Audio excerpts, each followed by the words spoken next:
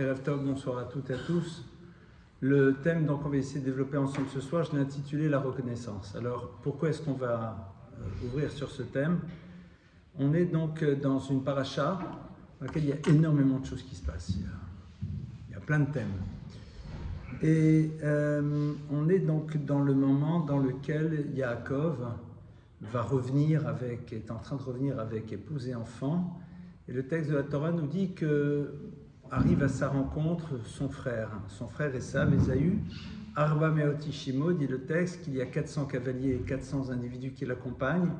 Donc évidemment, Yaakov est extrêmement inquiet sur ce qui risque de se passer, puisque rappelons-nous que son frère Esav avait en effet décidé de le tuer. Esav avait dit qu'il attendrait la mort de son père et puis après il va tuer son frère. Et donc là, Yaakov arrive, épouse, enfant, troupeau, camp, enfin voilà, et puis il y a Esav qui arrive, qui arrive avec toute une armée.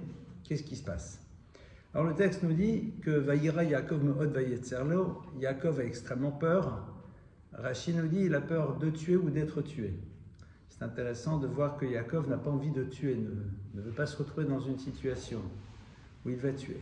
Et puis après, il s'adresse au Créateur de l'univers et il commence à exprimer donc une prière, puisque dit Rashi sur place, Yaakov va se préparer à trois choses. Doron, Tfila ou Milchama. Doron, ce sont des cadeaux corrupteurs, on va dire aujourd'hui c'est le jeu politique. Tfila, la prière. Milchama, c'est la guerre. Donc il se prépare à ces trois dimensions. Et la première, on la voit dans le texte, il envoie en effet toutes sortes de cadeaux en avance chez son frère pour apaiser son courroux et sa colère. Il se prépare à la guerre dans le sens où il met en place une stratégie dans laquelle même si un des camps est atteint, l'autre camp pourra prendre la fuite. Mais après, il va aussi prier. Et au moment où il va prier, il va dire la chose suivante. Katonti mikol achasadim mikol haemet asher asita et avdecha ki b'maklei avarti et hayarden hazeh v'ata iti lishne machanot. Ce qui veut dire, Katonti, je me sens tout petit de tous les bienfaits et de toute la vérité que tu as fait à mon égard. Ki b'makli avarti et hayarden hazeh. Car littéralement, c'est avec un seul bâton, avec ce bâton que j'ai traversé ce Jourdain. Et maintenant, je me retrouve avec deux camps, c'est-à-dire des possessions, femmes, enfants, enfin voilà. Et donc, la Hatzile Ninam Yadachim Yadesav, sauve-moi de la main de mon frère, de la main d'Esav, car j'ai peur en effet qu'il ne frappe et qu'il ne détruise. C'est intéressant de voir que le début de la prière que Yaakov va adresser au Créateur de l'univers, eh bien, ce n'est pas une demande en premier lieu, mais c'est avant tout une parole de reconnaissance, dans laquelle il se sent tout petit de par tout ce qu'il a reçu, et il dit à voix haute, « B'makli avarti et hayardanazé ». Rappelons-nous que quand Yaakov a quitté ses parents, a quitté Isaac et Rebecca, il les quitte parce qu'il prend la fuite par rapport à son frère, et il part sans rien. Et c'est vrai que lorsqu'il est arrivé chez celui qui va devenir son beau-père par la suite, eh bien, il est vide, il n'a strictement rien, d'accord? Il n'a rien, il est démuni de tout, et au long de toutes ces années, non seulement il va pouvoir trouver les épouses avec lesquelles il va pouvoir donner naissance aux 12 tribus d'Israël, mais au-delà de ça, Vaïfrotsa Ishmeod, il va devenir extrêmement riche, il a véritablement des possessions en nombre. Et donc, Yaakov dit, mais est-ce qu'au fond, je n'ai pas déjà eu ici, à travers cela, la récompense de tout ce que j'ai pu faire comme action positive et qu'il ne me reste plus grand mérite pour assurer la suite de l'histoire? C'est très intéressant de voir qu'au fond, celui qui symbolise le peuple d'Israël, puisque Yaakov, son second nom, c'est Israël, il va l'acquérir par la suite, son nom de Israël, eh bien, Yaakov est là et prend la mesure de ce qu'il a reçu et se demande si véritablement il l'a mérité. Et à partir de là, il a cette humilité de voir que peut-être qu'au fond, je ne mérite pas tout ce que j'ai, ou alors, si je l'ai, c'est que mes mérites n'existent peut-être plus. Et là, il commence à prier, « Hatzile Nina, sauve-moi, s'il te plaît ». Et c'est la raison pour laquelle je voudrais m'arrêter sur donc, le début de cette prière, qui commence avant tout par une parole de reconnaissance vis-à-vis du Créateur de l'univers, dans laquelle eh bien, Yaakov est en train de dire quelque chose, que rien n'est normal. Rien n'est normal. Et qu'il faut voir tout comme étant un cadeau. Yaakov commence cette démarche de prière en installant d'abord l'idée suivante.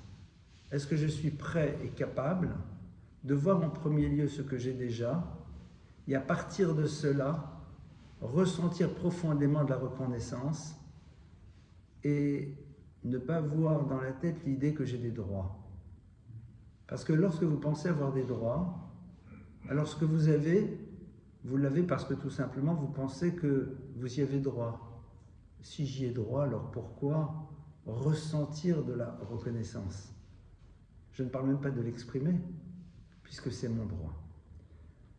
On va, si vous le voulez bien, reprendre le point de départ de l'histoire de l'humanité.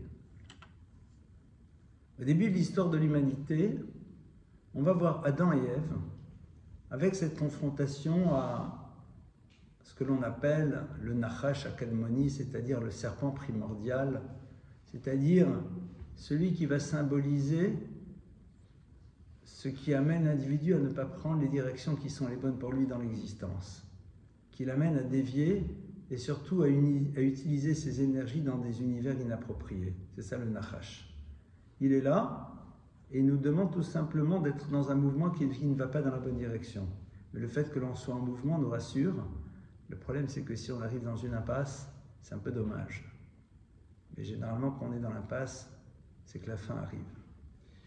Et donc, le Nachash est là, il pousse Adam et Ève à consommer de l'arbre de la connaissance du bien et du mal, et ils vont consommer. Ève, Chava, va persuader donc Adam de consommer de cet arbre. Très bien. Le texte nous dit que un peu plus tard, eh bien, va arriver après le déluge une génération que l'on appelle la génération de la tour de Babel. La tour de Babel, rappelez-vous, c'est la génération post-déluge. C'est celle qui, en effet, va s'élever contre Dieu. Ils sont de ceux qui ont été sauvés par le déluge, du déluge, pardonnez-moi, mais ils vont se mettre dans une forme de face-à-face avec Dieu. D'accord? Comment c'est? Eh bien, ils vont faire cette fameuse tour qui symbolise une civilisation qui se donne la liberté de donner à Dieu la place qu'elle désire, et à partir de cela, de le mettre un petit peu aux oubliettes de l'histoire. Et, je vous prie de m'excuser, le texte nous dit que lorsque cette génération fait cette fameuse tour, la fameuse tour de Babel, eh bien le verset nous dit « Vayered Hashem lirot et ha'ir vet hamigdal asher banu benei ha'adam » que Dieu est descendu voir cette fameuse tour, cette ville et cette tour qu'avait construit benei ha'adam, les littéralement descendants de l'homme, mais pas de l'homme avec un petit h, avec un grand h, l'homme pronom défini. Si on traduisait mal, mais exactement mot à mot, ce serait les fils de l'homme, d'accord, pronom défini. Et sur place, Rachi évidemment s'interroge et dit, mais c'est quoi cette phrase, c'est quoi cette terminologie surprenante? Et Rachi nous dit oui, pour bien insister sur le fait qu'ils sont entre guillemets les dignes descendants du premier humain, qui a fait preuve d'ingratitude vis-à-vis du créateur de l'univers, et eux aussi font preuve de la même ingratitude. Alors, la question qui se pose, c'est la suivante. Que eux aient fait preuve d'ingratitude, on est bien conscient. Pourquoi? Parce qu'ils sont la génération qui a été délivrée du déluge, qui a été sauvée du déluge, et après avoir été sauvée du déluge, on les retrouve à s'opposer à Dieu. C'est quand même moyen. Par contre, en quoi Adam a-t-il fait preuve d'ingratitude? En quoi est-ce qu'il a fait preuve d'ingratitude? Alors le texte nous dit parce qu'il a dit à Dieu, mais oui, mais c'est la femme que tu m'as donnée qui m'a poussé à consommer. Super, c'est pas de l'ingratitude, c'est de la dénonciation. C'est d'autres mots pour désigner ce type de posture. En vérité, non. C'est de l'ingratitude, disent nos maîtres. Pourquoi? Parce qu'au fond, Adam a oublié tout ce que Ève lui avait apporté. Le fait de ne pas être conscient de tout ce que l'autre nous apporte, ça s'appelle déjà de l'ingratitude.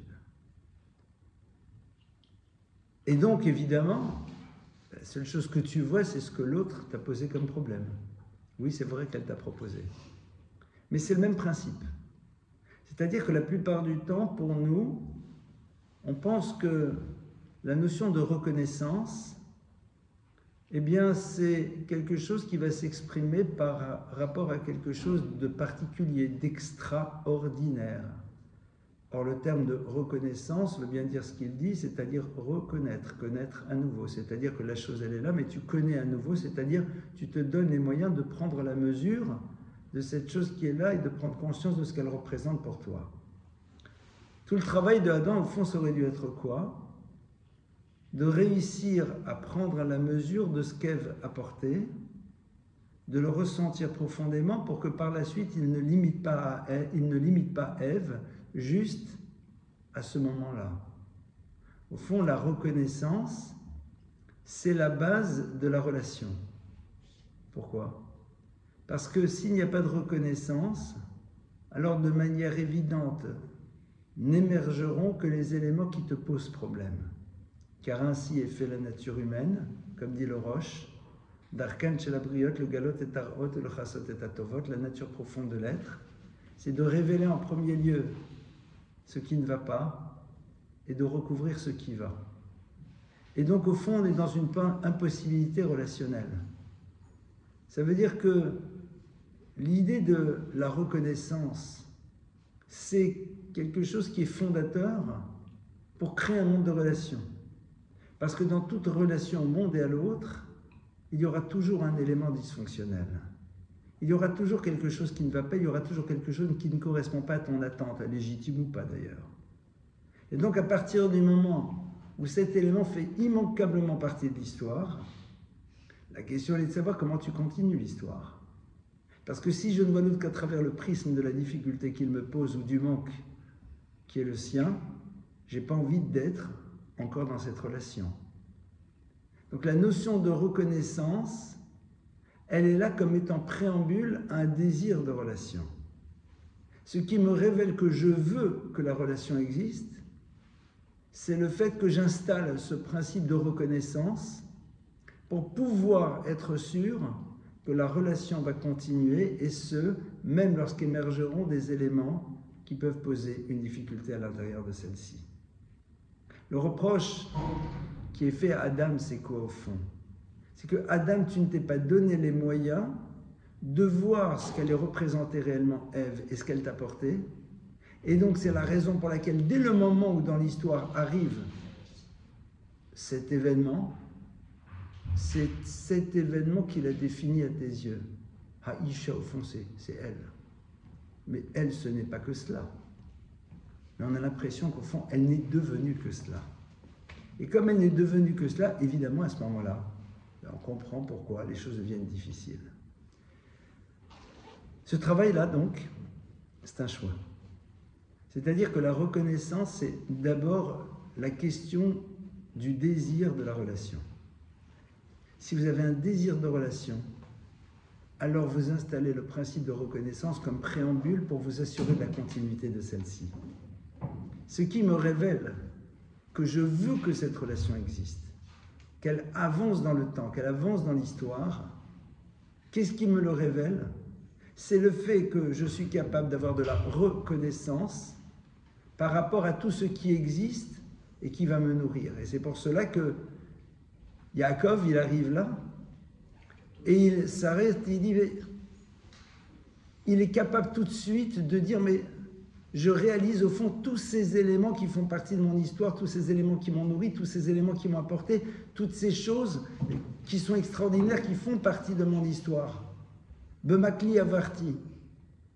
C'est-à-dire que Yaakov a mis comme principe qu'à un moment, rien n'est normal, tout est cadeau, et je dois être capable de prendre la mesure de ce bienfait extraordinaire qui m'a été donné, et m'interroger même, est-ce qu'au fond, l'avoir à nouveau serait normal ou pas?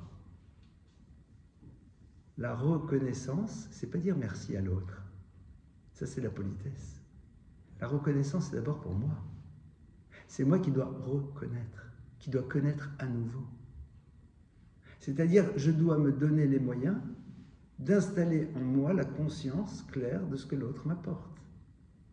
Et cet autre, c'est l'autre dans sa dimension charnelle, mais c'est le créateur de l'univers. C'est tout ce qui est autour de moi. Et donc, à partir de là, évidemment, ma relation au monde n'est plus du même principe. La grande erreur que l'on a l'habitude de faire, malheureusement, c'est de limiter la reconnaissance à une règle de savoir-vivre. Mais si c'était ça, je ne vous donnerais pas un cours là-dessus. Il y a d'excellents livres qui vous apprennent les règles de savoir-vivre. Certains étaient publiés en Allemagne dans les années 30, ce qui ne les a pas empêchés de faire ce qu'ils ont pu faire. Le savoir-vivre n'est pas révélateur d'un être. C'est tout simplement une technique que l'on possède pour pouvoir être dans la continuité d'une relation, mais qui restera toujours en surface. Ça, c'est le savoir-vivre. J'ai envie de dire, même si la formule est un peu éculée, c'est plus le savoir-être pour nous. À partir de là, on va rentrer dans notre sujet. On va rentrer maintenant dans comment ça se construit la reconnaissance, comment on développe cette notion. Mais je répète à nouveau ce que j'ai posé. La reconnaissance, elle est d'abord pour moi. Elle est révélatrice du désir que j'ai d'être dans la continuité de la relation, parce que sachant de manière très pragmatique et très lucide que toute relation générera à un moment des éléments dysfonctionnels. C'est inhérent à notre dimension humaine.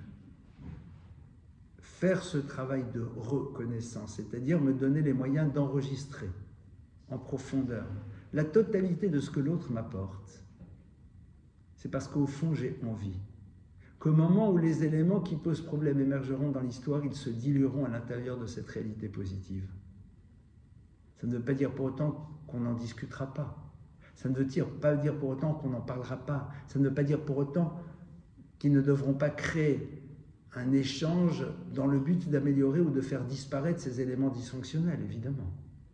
La dilution, c'est une manière d'être dans la continuité de la relation. Ça ne veut pas dire pour autant qu'évidemment on ne va pas s'y confronter. Et ça, c'est au fond le premier mot qu'un juif dit tous les matins. Le premier mot qu'un juif dit tous les matins, c'est quoi?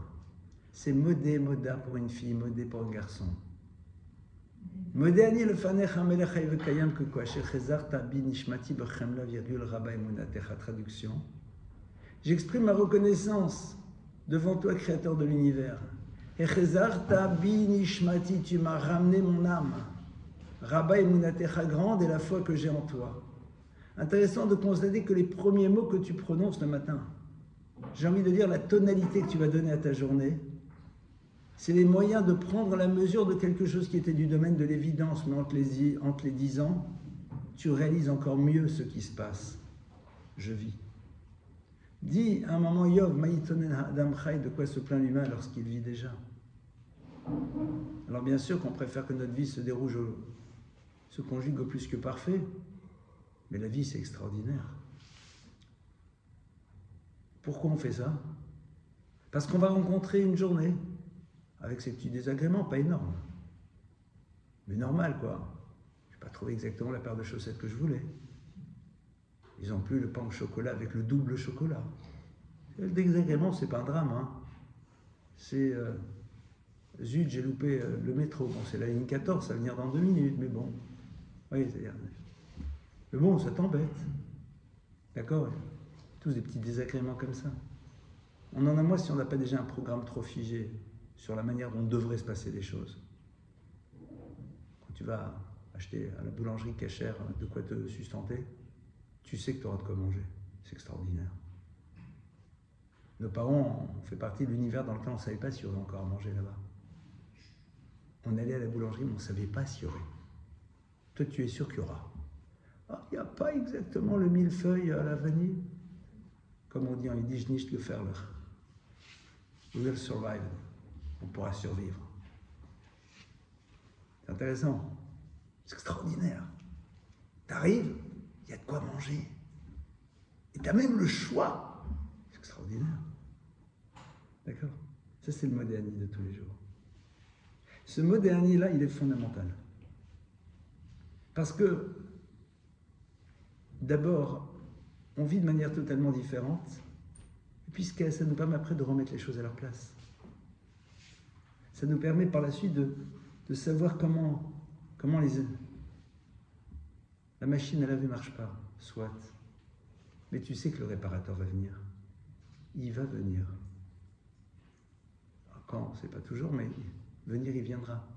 C'est-à-dire que c'est la reconnaissance, elle te permet d'avoir ce regard sur une situation. Parce que tu es déjà nourri de toutes ces choses-là. Parce qu'elles ont créé un tapis émotionnel positif à l'intérieur de toi.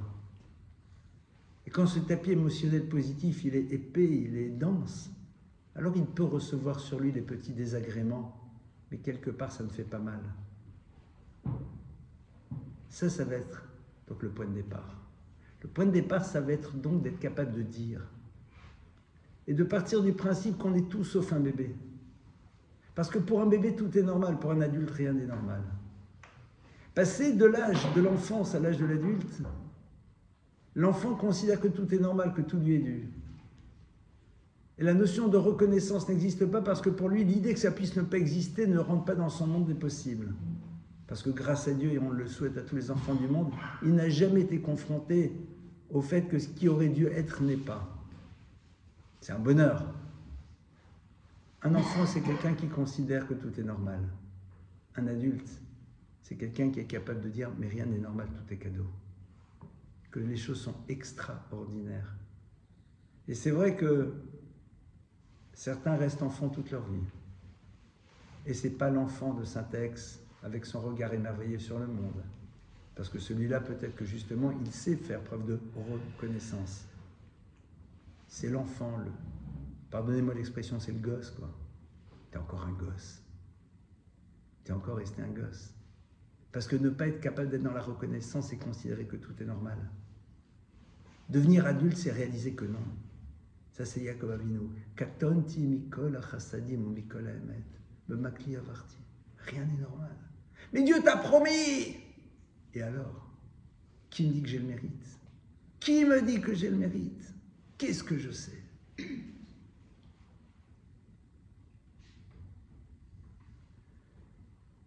Ça, il faut commencer à l'installer chez nous, de manière ultra concrète. Et c'est vrai que tous les matins, on vous donne les moyens, on nous donne les moyens de l'installer. Vous savez comment ça s'appelle? Ça s'appelle Birkot HaShachar, les bénédictions que l'on prononce tous les jours. Ouais. On a le droit de les prononcer même si on pense qu'on n'est pas encore un ultra-orthodoxe. Parce qu'il ne faut pas à un moment décider que le jour où je serai religieux, alors dans ce cas-là, ce jour-là, je commencerai à prier Dieu. Parce que Dieu, il te donne la vie. Ce n'est pas une affaire de religion. Souvent, malheureusement, on confond la prière avec une histoire de religion. Non. La prière, c'est le rapport que tu as au quotidien. C'est le souffle du lien. Et ça, tu dois l'exprimer. Peut-être parfois avec tes mots, parce que tu ne sais pas encore lire en version originale. C'est pas grave. Tu peux faire du sous-titrage. Aujourd'hui, on voit que même dans les films, ils le font très bien, alors tu peux le faire toi aussi.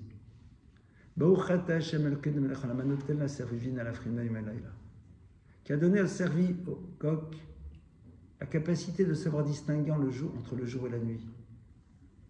Alors pourquoi je raconte ça? Parce que d'abord, si le coq qui est capable de distinguer, c'est-à-dire que je l'ai entendu, mon audition fonctionne. Et après, au fond, l'animal sait faire la distinction. Donc moi, je dois me poser la question, la nuit c'est fait pourquoi, le jour c'est fait pourquoi? Et quand les nuits sont longues, à quoi dois-je les utiliser? Est-ce que je les utilise pour les bonnes raisons? Quand tu n'as plus besoin de sortir le soir, tu peux accéder au savoir plutôt qu'à Netflix. Tout simplement. Juste avant, on va faire la bracha d'Asher Yatzar, puisque le matin, quand on se lève, généralement, la physiologie de l'être fait que généralement, on a des choses évacuées de son corps. On va se laver les mains. On va dire Asher Yatzar et Adam Bechorma. Béni sois-tu le Créateur qui a façonné l'être humain, Bechorma, avec une sagesse absolue. Ou Barabo, et tu as créé à l'intérieur de l'humain, Nekavim, Chalulim, Chalulim. Pardonnez-moi de donner cette traduction un peu rapide. Un réseau de tuyauterie et de plomberie absolument hallucinant. Je crois que ça se compte en centaines de kilomètres si on prend tous les mêmes plus. Si on prend tous les capillaires, les réseaux, enfin tout ce qui transporte, tous ces échanges. Hallucinant, l'usine qui fonctionne à l'intérieur. Galou Iveyodu Anifne Kisekovedecha. Les choses sont claires devant le trône de ta gloire. Shemi Pater Echalem Isatem Echalmem. Que si un de ces orifices s'ouvre de trop ou se ferme, Yefchar Litkayem Velamod Lefanecha, on ne peut plus rester devant toi. Et on ne parle pas juste que des orifices au niveau de la digestion, mais de tout. On sait le drame d'une aorte qui se bouche, on sait le drame d'une veine qui éclate. Baruch ata Hashem rofer chol basar umafli la'asot. Béni sois-tu Créateur, qui guérit toute chair. Umafli la'asot, et qui fait des choses pélées. Pélées, c'est extraordinaire. C'est quoi la dimension extraordinaire? 19 mètres. C'est qu'au moment où tu prononces ces mots, tu les prononces parce que tu disposes dans la tête d'1 kilo de viande, ou de moins même. Tu as 850 grammes de viande. C'est de la viande. C'est ton cerveau. Là, à l'instant que je vous parle, est-ce qu'on sait toutes les connexions qui se passent, qui nous permettent de voir, d'entendre, de percevoir, de ressentir, de continuer à faire de... Mafli, c'est pélé. Si on commence à nous décrire tout ce qui est en train de se passer dans le cerveau au moment où on parle, on est halluciné. Tous les matins, on reprend la mesure, c'est ça la reconnaissance. Je connais à nouveau, je prends la mesure. Et évidemment, à partir du moment où je prends la mesure, j'apprécie. Et après, je me pose la question, comment vais-je l'utiliser? Parce que le début de la reconnaissance, le point de départ, la reconnaissance, pardonnez-moi, c'est le point de départ d'une interrogation. Parce que si je connais à nouveau, je prends la mesure de ce que j'ai, alors dans un second temps, je ne peux pas m'empêcher de me poser la question, et à quoi je l'utilise? Parce que si demain on m'offre une voiture, alors je dirais merci beaucoup monsieur et je prendrai la mesure, je dirais c'est génial, j'ai une Ferrari, mais pourquoi j'ai une Ferrari? Ça sert à quoi une Ferrari? Pourquoi j'ai une Ferrari? Pourquoi? À quoi ça sert? Pourquoi on me l'a disposé? Pourquoi on l'a mise à ma disposition? Quelqu'un vient et te donne un appareil photo. Pourquoi je l'ai? À quoi il sert? Avoir des paysages merveilleux ou avoir des choses et à enregistrer sur la pellicule des choses immondes? L'appareil photo de l'être, ce sont ses yeux. Ça a été donné pourquoi? Pour voir la beauté des choses, les points positifs que l'on découvre chez les gens, les spectacles beaux et extraordinaires qui nous élèvent, ou de voir tous les immondices qui sont présents dans l'univers. La reconnaissance, c'est le point de départ d'une interrogation. Et c'est pour ça qu'on n'a pas envie de se poser la question de la reconnaissance, parce que quelque part, ça nous amène à poser cette question et on n'a pas envie de se la poser.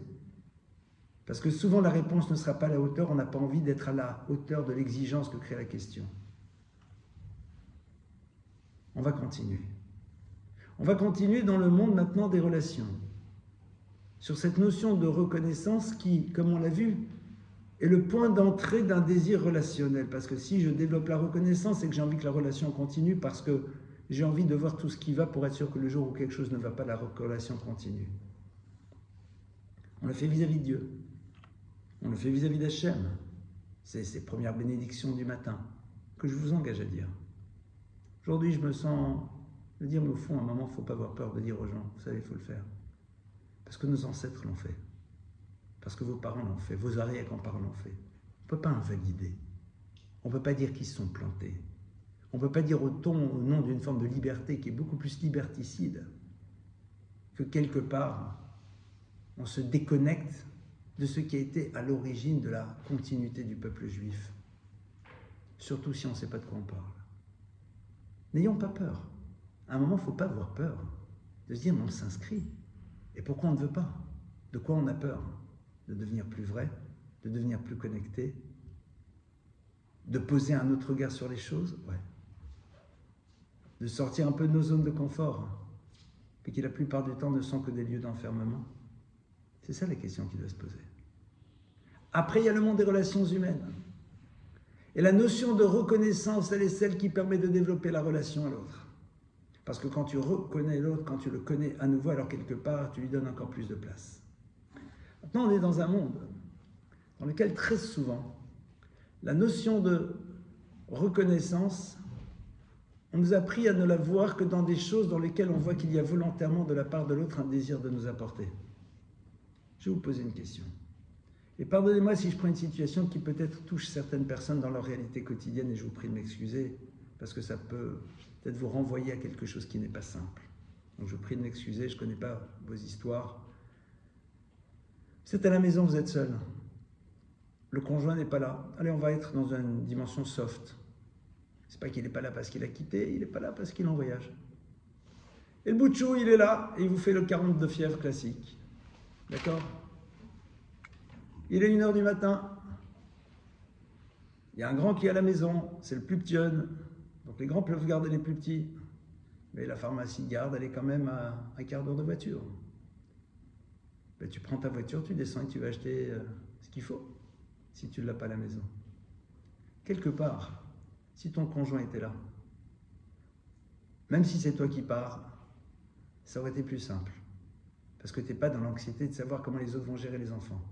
Et si en plus tu sais que généralement c'est lui qui dit allez c'est bon, c'est moi d'y aller, toi tu les as allaités, moi je peux quand même me lever pour aller chercher le truc, ce qui est normal. Quelque part c'est pas désagréable. La reconnaissance, c'est ça. C'est-à-dire de voir quelque chose qui n'est pas tourné vers toi, qui n'est pas une volonté active de t'apporter, mais qui concrètement t'a apporté quelque chose. Qu'on le veuille ou pas. On est dans un monde dans lequel on considère que l'on ne peut faire preuve de reconnaissance que dans la mesure où il y a une volonté active de l'autre de m'apporter. C'est complètement contraire à la vision de Torah des choses. D'où est-ce qu'on apprend ça? On apprend ça de la Torah. On apprend ça de la Torah avec l'histoire de Moshe Rabbeinu. Moïse, vous vous rappelez qu'il est sauvé des eaux. Et d'ailleurs c'est son nom, Kimin Hamayim Meshiti, où il a été extrait de l'eau. Moshe Rabbeinu va être celui à qui Dieu va plus tard demander de sanctionner l'Égypte à travers les 10 plaies. Les fameuses 10 plaies dont il faut comprendre pourquoi il en faut 10, on aurait pu s'en suffire d'une, et si Dieu voulait vraiment les faire sortir, il peut faire mourir le pharaon, il y a 1001 manières. Donc c'est un sujet en tant que tel. Il y a marqué qu'en vérité, Moshe Rabbeinu il arrive, mais c'est pas lui qui va lever la main sur le Nil. Et non. Je ne sais pas comment c'est dans le film d'ailleurs, je ne l'ai jamais vu, Baruch Hashem. Parce que quand vous voyez le film, c'est terrible parce que quand vous pensez Moïse, vous voyez Charlton Heston. Alors que si vous n'avez pas vu, Moshe c'est toujours une image, c'est un concept. C'est un peu embêtant de donner à Moïse le visage, pardonnez-moi, d'un acteur de cinéma. Et donc, Moshe Rabbeinu, c'est pas lui.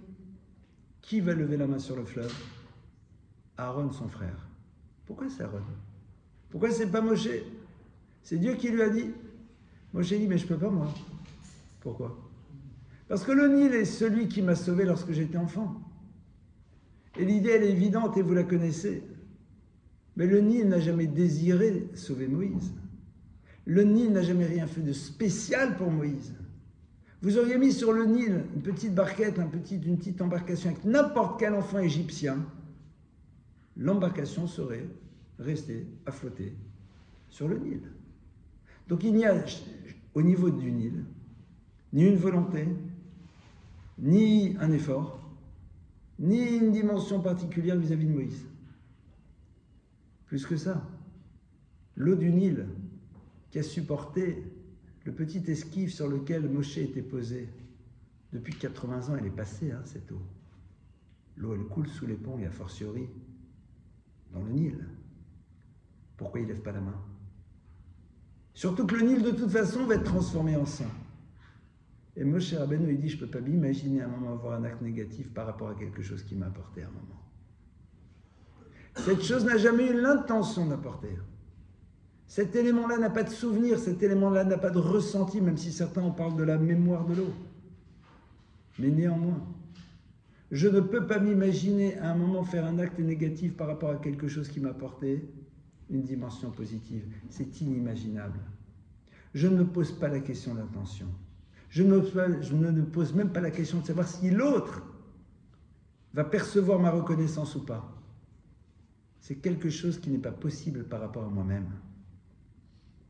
Ça, c'est le travail qu'on doit essayer de faire. Le travail qu'on doit essayer de faire en premier lieu, c'est d'avoir une relation à ce qui nous a apporté, qui nous amène à minima à ne pas mépriser ce qui était le support de notre bien-être. C'est la base, au passage, du respect des parents. C'est la base. Mais en plus, ont eu une volonté, ils ont eu un désir, ils ont eu une intention. Alors, a fortiori, Pourquoi aujourd'hui il y a de tels problèmes dans les relations parents-enfants? C'est parce qu'en réalité, on est dans un monde dans lequel on ne dit pas modernité tous les jours. On est dans un monde dans lequel on dit que tout est normal. On est dans un monde dans lequel on considère que c'est mon droit, si c'est mon droit, c'est normal, si c'est normal, c'est mon droit, et puis on tourne en boucle. Et la Torah, elle te dit non.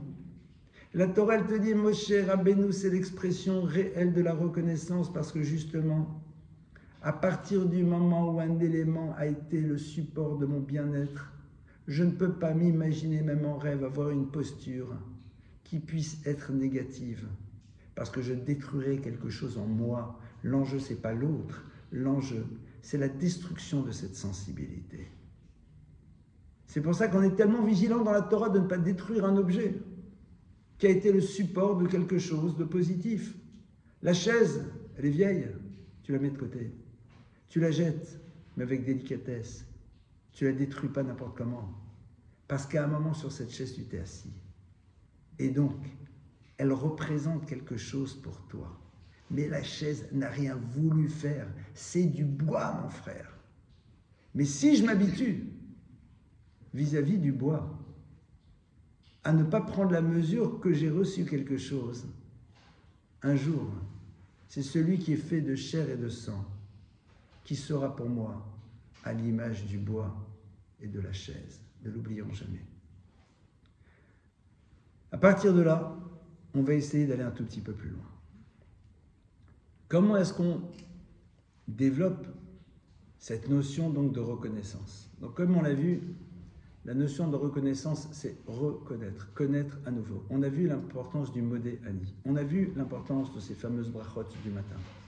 On a vu l'importance de la reconnaissance comme étant l'élément qui nous permet d'être dans la continuité de la relation, et donc la nécessité que l'on a de dire les choses pour les inscrire en profondeur à l'intérieur de nous et ne pas se retrouver comme Adam au moment où Dieu lui dit « mais qu'est-ce qui s'est passé ?» Et pour Adam, Ève, ce n'est que ça et rien d'autre. C'est terrible. Et d'ailleurs, on le voit aujourd'hui. Combien de personnes dans le monde du travail à un moment, eh bien, se retrouvent mises sur le côté parce qu'un élément pose problème et que tout le reste était complètement oublié. Que tout le reste n'est plus présent dans le souvenir et dans la mémoire. C'est quelque chose qui, quelque part, est bouleversant. La Torah va nous ouvrir encore à cette notion de reconnaissance dans énormément de domaines. Mais pourquoi elle insiste tellement? Parce que nos chachamim disent Kol hakofer betovato shel chavero, le sof kofé betovato shel Akadosh Baruch Hu. Tout celui qui n'arrive pas à faire preuve de reconnaissance par rapport à ce que l'autre lui apporte, un jour fera la même chose vis-à-vis du Créateur de l'univers. Considérer que tout est un droit, que tout est normal, n'est qu'un système, au fond, pour ne pas avoir besoin de ressentir de la reconnaissance vis-à-vis du Créateur. C'est la raison pour laquelle on a créé les manuels de savoir-vivre, pour se débarrasser des choses en disant merci beaucoup, c'était super, vraiment, on a beaucoup apprécié, et on s'arrête là. Alors, pour réussir à cela, eh bien, la Torah va nous donner une mitzvah. Une mitzvah qu'on accomplit qu'en Israël, mais qu'on va pouvoir retraduire quand même dans nos réalités à nous, même si nous ne sommes plus sur la terre d'Israël. Cette mitzvah, vous la connaissez, c'est la mitzvah des bikurim. Les bikurim, c'est quoi? C'est l'obligation que l'on avait amenée, que l'on avait, pardonnez-moi, d'amener les prémices des fruits au temple de Jérusalem. Et on devait les amener dans un faste assez incroyable. Il y avait vraiment une fête, c'était extraordinaire. Quand vous lisez les textes, c'était vraiment une ambiance. Comme dirait l'autre, quelle ambiance, quoi. C'est extraordinaire. On arrive au temple de Jérusalem avec les quelques fruits que l'on a récoltés, qui sont les premiers fruits. Et là, on a l'obligation de dire à Vot, Arami, Oved, David, de se rappeler de toute l'histoire que nous avons vécue. Et on est devant le prêtre. Et devant le prêtre, vous avez ce juif qui est là avec son beau panier, ses fruits posés délicatement dessus, il lui dit « L'Araméen a voulu perdre mon père. Puis nous sommes partis en Égypte. Et l'Égypte a voulu nous détruire. Et maintenant me voici en terre d'Israël et j'amène ses fruits. On n'a pas besoin a priori de le raconter pour le prêtre qui connaît l'histoire comme vous et moi. On la connaît l'histoire. Pourquoi il faut la dire? Et le texte nous dit, Veigad et à ce moment-là tu devras la dire. Et dit la Gemara, ça veut dire que tu dois la dire, tu dois le dire à voix haute. Pas pour lui, mais pour toi. C'est-à-dire que tu dois t'entendre dire qu'en vérité, ton histoire, elle est singulière et que si tu es là, c'est extraordinaire. Reprendre la mesure de la saga du peuple juif et de notre saga à nous individuelle. Si on réfléchit, si vous repartez vers vos grands-parents, vos arrière-grands-parents, mais notre présence ici ce soir, c'est un miracle. C'est un miracle.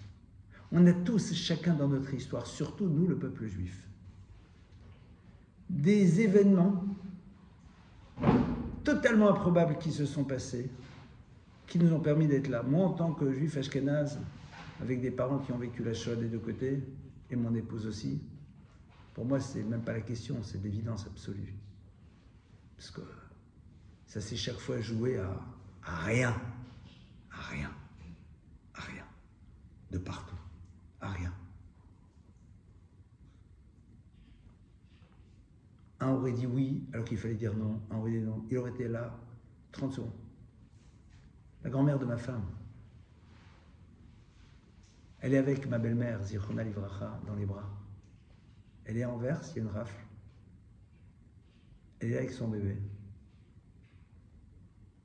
À la maison, il y a le mari, il y a tout le monde. Elle fonce dans un magasin. Et elle dit en flamand à la crémière, je ne sais pas c'est qui, je vais dans l'arrière-boutique, vous ne dites pas que je suis là. Elle est folle. L'autre dit, t'es mignonne toi. Les Allemands rentrent dans la boutique. Elle est dans l'arrière-boutique avec son bébé. Il y a tellement de monde à vérifier qu'au bout d'un moment, les Allemands, mon mari, sortent. Et ils ne vont pas explorer l'arrière-boutique. Et l'autre, elle dit rien. Et j'ai le bonheur d'être là avec mon épouse. Tout simplement. Et sa grand-mère n'a plus jamais revu son mari. Et ça, c'est le point de départ de l'histoire. Et l'histoire, elle continue. Avec des trucs de fou. La notion de reconnaissance, c'est connaître ton histoire. Reconnais.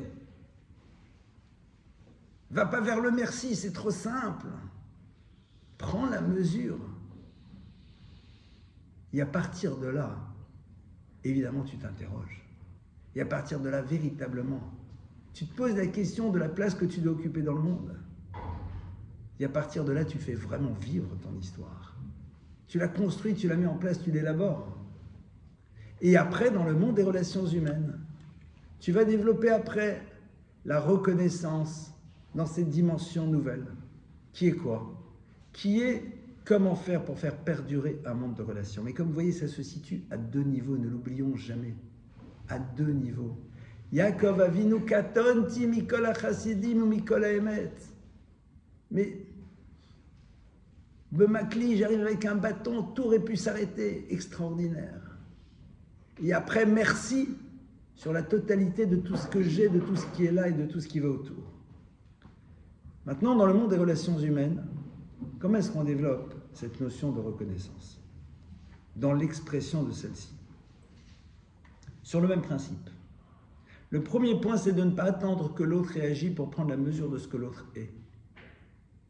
C'est-à-dire, n'attends pas, mais observe, découvre. Vous savez comment on le fait très facilement quand on a le bonheur d'être parent?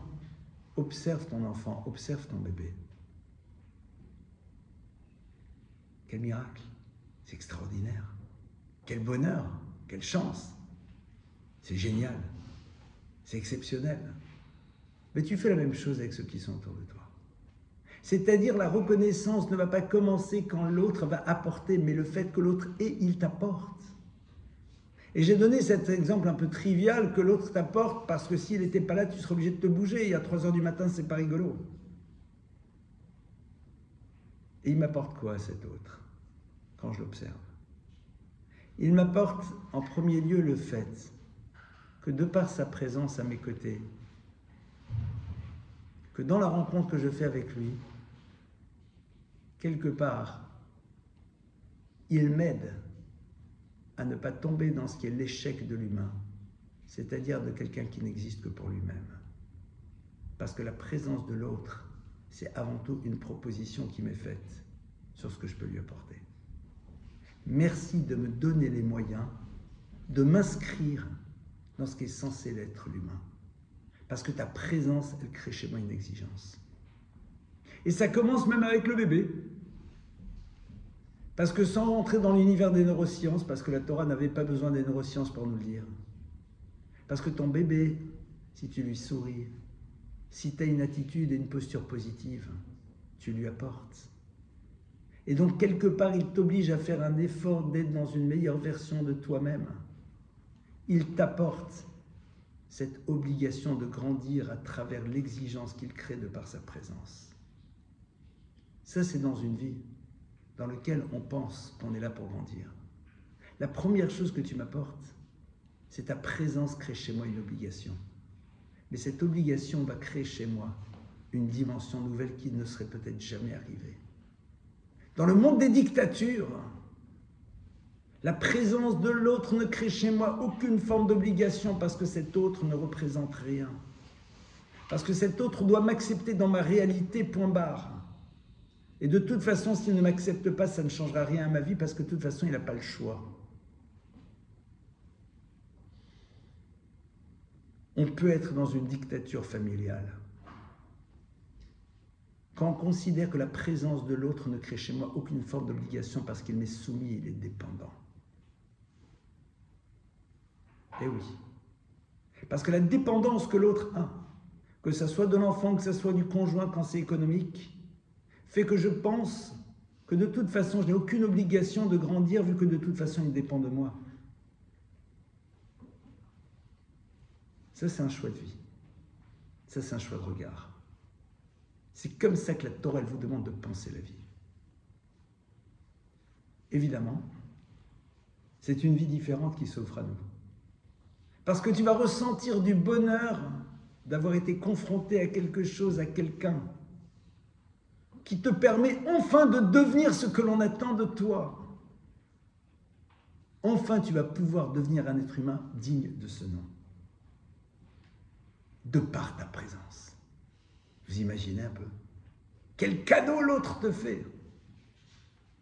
Tu dois lui dire merci d'être là. Parce qu'il t'oblige à assumer ce que tu dois être.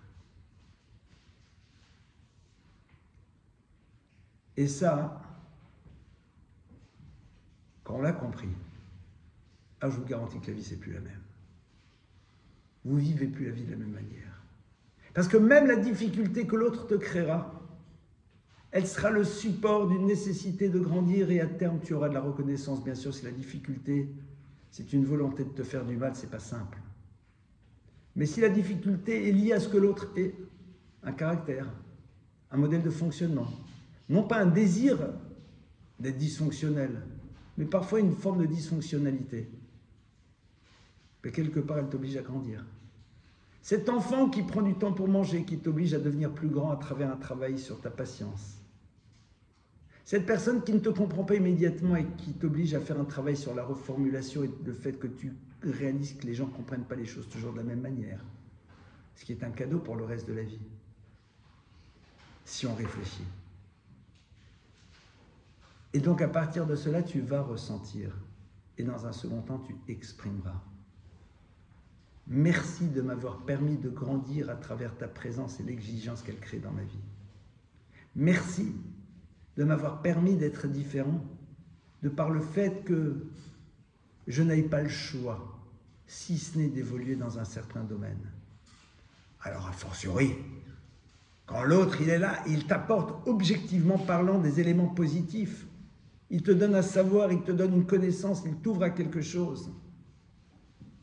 Ne serait-ce qu'à travers son exemple, ne serait-ce qu'à travers ce qu'il est. Si tant est que tu as décidé de voir dans l'autre la source d'un apprentissage et d'une connaissance nouvelle. Et si en plus l'autre te donne des outils, mais quelle joie! Vous comprenez que un monde qui se construit de cette manière, évidemment, ne peut être qu'un monde apaisé, parce qu'on est dans un aller-retour systématique dans les relations. Évidemment, ça demande une chose, de repenser à ce que sont nos références. La reconnaissance vis-à-vis du Créateur, elle est d'abord par le fait que l'on vit. Mais regardez, Shabbat qui est un moment tellement important, tellement fondamental, tellement capital, c'est pas juste un kidouche vendredi soir. Shabbat m'a obligé à prendre conscience et m'a fait découvrir qu'au fond, je pouvais changer mon rythme. Je pouvais vivre et survivre sans savoir ce qui se passe dans le monde pendant 25 heures. Je pouvais à un moment me débarrasser de la nécessité du travail et retrouver un autre regard sur la vie. Quel cadeau! Shabbat m'apprend que je peux revoir l'autre, le redécouvrir. C'est extraordinaire. Alors que les gens voient dans le Shabbat souvent une somme d'interdits, des difficultés. Mais à partir du moment où tu les vois, tu découvres quelque chose d'extraordinaire que tu ne connaissais pas avant.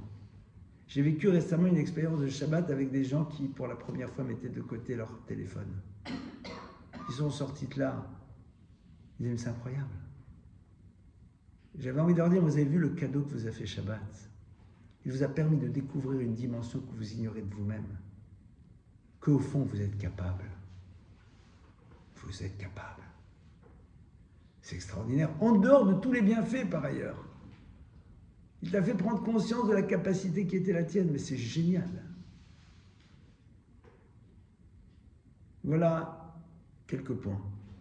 Il est intéressant de voir que justement quand Yaakov a la rencontre de Esav, au fond, les premiers mots qu'il dit, c'est Katonti. Il dit au fond, je prends la mesure, j'ai cette dimension de reconnaissance. Et c'est la raison pour laquelle, quand après il va découvrir Esav et que Esav ne sera pas belliqueux comme Yaakov en avait peur, et que Yaakov lui dit, voilà, je vais te donner encore des cadeaux. Et ça lui dit, non, c'est bon, ça va. Achi, yelocha yesh, que reste avec toi ce que tu as, yesh li rav, j'ai beaucoup. Et Yaakov, il est en face, il dit que Hanani Elohim, il parle à Esav de ce qu'il a dit, Hanani Elohim, Dieu m'a eu pitié de moi. V'chi yesh li kol. Yesh li kol. Yesh, il y a li pour moi, kol, tout. J'ai tout. Maïtonen Adam Chai, de quoi je me plains, je vis. Mais en plus, je suis marié, j'ai des enfants. J'ai de quoi les nourrir. Mais c'est extraordinaire. Alors bien sûr, si l'appartement est plus grand, on n'a rien contre. Bien sûr, si tu peux mettre un petit peu plus de beurre sur le pain, tu n'as rien contre. Mais yesh l'icole, c'est parce que tu as de la reconnaissance. C'est pas une vision un petit peu comme ça de celui, mais non, on va des rétro-satanas de ces consommations du monde, pas du tout. Comme il est très riche, mais il dit, mais j'ai tout ce qu'il me faut. Il n'y a rien de pire que celui qui n'est pas capable d'être dans la reconnaissance, qui a besoin de consommer encore pour se donner l'illusion de vivre. Ça, c'est un petit peu ce que la Torah nous propose de développer de manière ultra concrète dans la réalité de notre quotidien à chacune et à chacun d'entre nous. Voilà ce que je voulais partager avec vous ce soir. Et maintenant, à vous les questions.